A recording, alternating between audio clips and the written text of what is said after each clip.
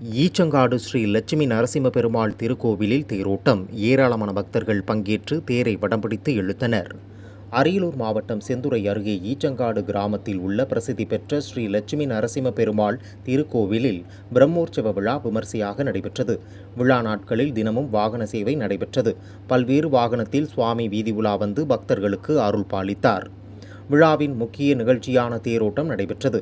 இதனைத் தொடர்ந்து ஸ்ரீ லட்சுமி நரசிம்ம பெருமாள் ஸ்ரீதேவி பூதேவியுடன் சிறப்பு அலங்காரத்தில் ஊர்வலமாக வந்து அலங்கரிக்கப்பட்ட தேரில் எழுந்தருளினார்.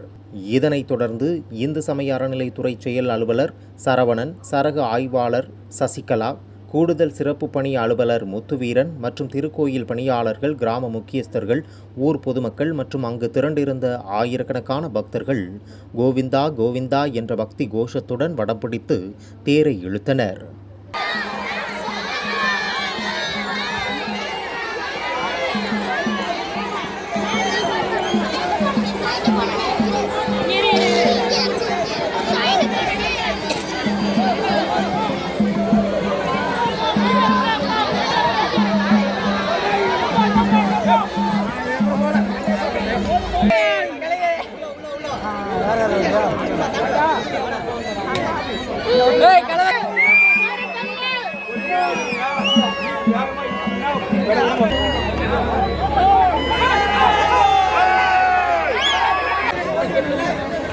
ஒரு ஓட்டு வராது.